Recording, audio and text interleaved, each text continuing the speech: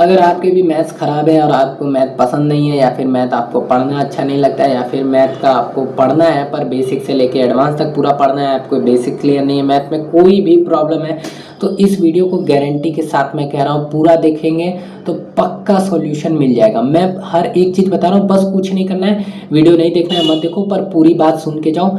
हो सकता है तुम्हें लगे कि यार ऐसे होगा कि नहीं होगा, पर मेरी बात मानो पक्का होगा ऐसे। मैथ आपको पसंद जरूर आएगा और मैथ का सारा क्वेश्चन कर लोगे।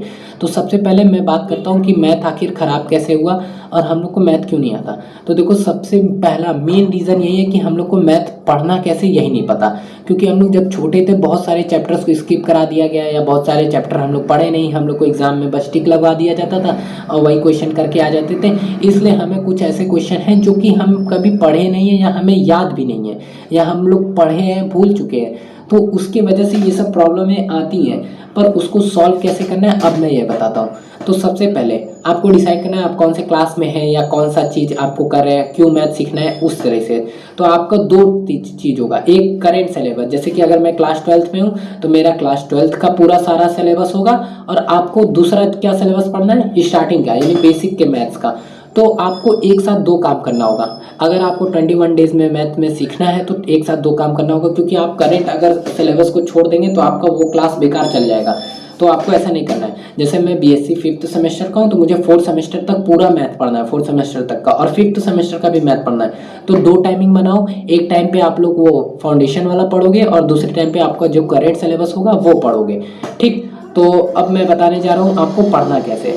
तो अगर मेरे हिसाब से अगर आपको एडिशन आता है, सब्ट्रैक्शन आता है, डिवीज़न आता है, मल्टीप्लिकेशन आता है, मतलब मैथ के बेसिक, मतलब बहुत ही बेसिक फंडामेंटल रूल्स पते हैं, तो आप लोग स्टार्ट क्लास 6 के बुक से करो। कुछ नहीं आता है तो क्लास 3 से। ठीक, अगर मैं मान के चलता हूँ कि आप लोग को इतना आता होगा तो क्लास 6 का बुक स्टार्ट किए। अब आपको देखो टाइम कम है, सीखना ज़्यादा है, तो अगर क्लास 6 के एक एक क्वेश्चन को अगर आप करने जाओ तो आपका टाइम बर्बाद होगा। तो आपको करना क्या है, पहला चैप्टर खोले, आपको पहले देखना है, उस पर मार्क करना है कौन कौन सा ऐसा चैप्टर जो कि आता है। जैसे कि उसमें चैप्टर होगा एडिशन होगा, सब्ट्रैक्शन होगा, मल्टीप्लिकेशन होगा, डिवीज़न होगा। तो ये सब जो क्वेश्चन है वो आपको आता है, उसमें आप मल्टीप्लाई डिवाइड कर लोगे भाई, उसमें कोई ऐसा बहुत बड़ा गुणा गणित नहीं है जो आप ना कर पाओ। तो उस जो आपके लिए इजी हो, अगर आप नहीं कर पा रहे हो तो छोड़ दो, मतलब उसको आप लोग रखे रहो। पर आपके लिए जो चैप्टर इजी है उसको आप लोग एक मार्क कर लो। ठीक, और फिर उसके बाद मार्क करो ऐसा चैप्टर जो कि आपको हार्ड लग रहा है, या उसमें कुछ ऐसी चीज़ है जो कि आपको नहीं आती है। तो आपका जब मूड अच्छा हो, जैसे कि मेरा आज मूड अच्छा है, पढ़ने का मन कर रहा है, तो मैं क्या करूँगा कि उन चैप्टर्स को पढ़ूंगा जो मुझे पढ़ना नहीं आता है या जो मुझे समझ में नहीं आता है, जिसको मैंने नहीं पढ़ा है। जैसे कि उसमें पहला चैप्टर शायद होल नंबर या नेचुरल नंबर, जो भी हो, नंबर्स के ही बारे में होगा। तो सबसे पहले मैं वो मुझे अच्छा लगता है, मैं उसका मेरा मूड अच्छा है तो मैं उसको नहीं पढ़ूंगा, क्योंकि वो इजी है, मैं बाद में भी कर सकता हूँ। पर जो चैप्टर नहीं पढ़ा हूँ, जैसे कि ज्योमेट्रिकल आइडियाज़ में जो लाइन सेगमेंट होता है, रोम्बस, क्वाड्रिलेटरल्स, ये सब जो भी टाइप के चीज़ होते हैं, मुझे उनके बारे में ज़्यादा डिटेल में नहीं पता कि किसको क्या कहते हैं क्या नहीं, और ये चैप्टर मुझे सबसे ज़्यादा घटिया भी लगता है। तो मैं उन चैप्टर को पढ़ूंगा जब मेरा मूड अच्छा होगा। जब मेरा मूड अच्छा होगा तो मैं ऐसे चैप्टर्स को पढ़ूंगा जो कि मुझे नहीं आता है, उसको सीखूंगा। और जब मेरा मूड खराब होगा तो मैं ऐसे चैप्टर्स को पढ़ूंगा जो कि एकदम इजी है।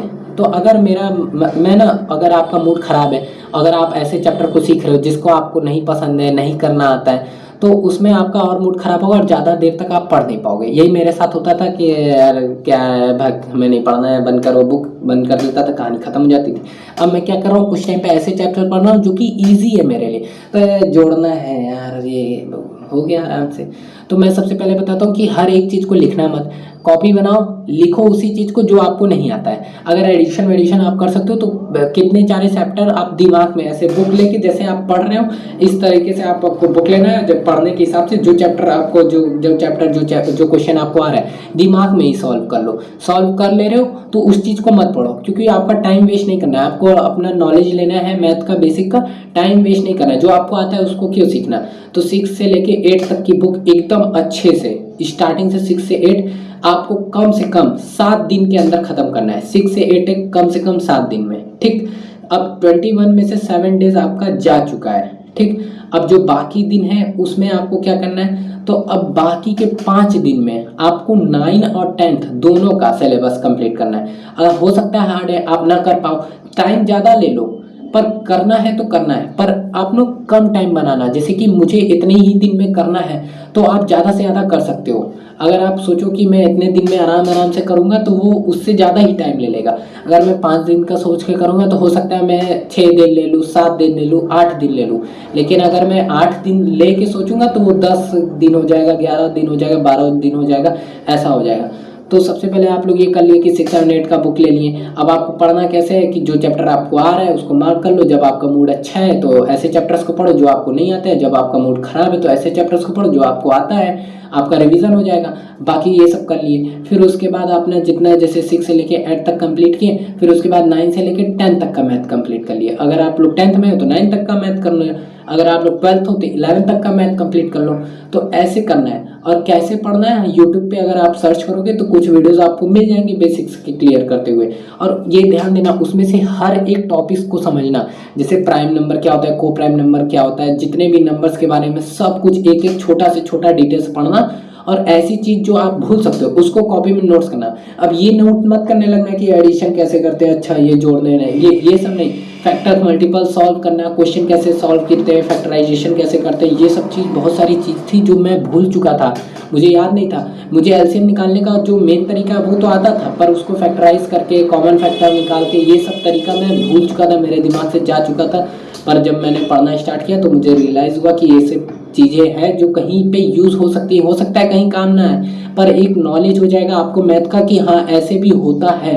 अगर आपको मैथ एडवांस तक एकदम एकदम जैसे कि आपको मैथ एकदम दिमाग पे चढ़ा है तो ये करना भी ज़रूरी है। मेरे हिसाब से बहुत लोगों के हिसाब से ये टाइम वेस्ट होगा, पर मेरे हिसाब से ये इम्पॉर्टेंट है। एक छोटी सी छोटी भी चीज़ मेरे लिए इम्पॉर्टेंट है मैथ में।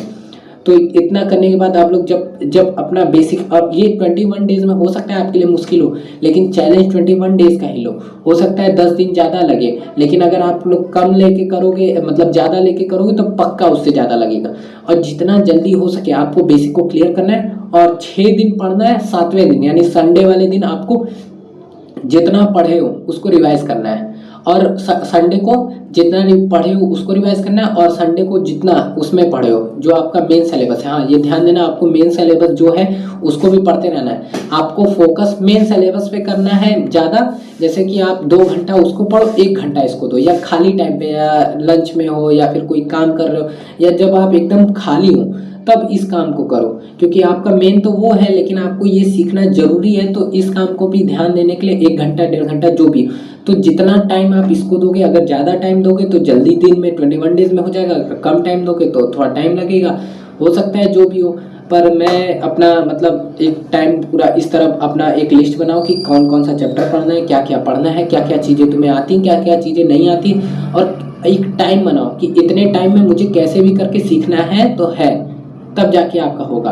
तो मैं भी आज से सीखना स्टार्ट करूंगा, पर काउंट करूंगा 4 अगस्त से, क्योंकि मेरे पास अब ज़्यादा टाइम नहीं बचा है, 1-2 घंटे का समय बचा है, मुझे पढ़ाने जाना है और मेरा पूरा दिन वहीं ख़त्म हो जाएगा। तो मैं छोटे बच्चों को पढ़ाता उड़ाता हूँ, तो उसमें मेरा पूरा दिन ही चला जाता है। मतलब 3 बजे से मान के चलो 8 रात के 8 बजे तक।